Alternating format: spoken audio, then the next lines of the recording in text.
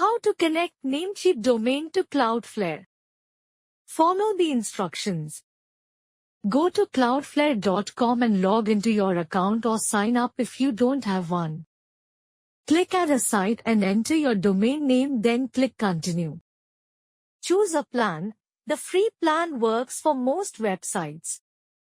Cloudflare will scan your DNS records and show them to you.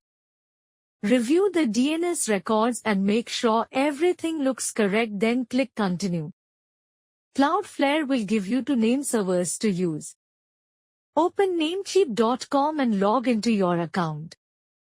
Click Domain List from the left menu and click Manage next to your domain. Scroll down to the Name Servers section.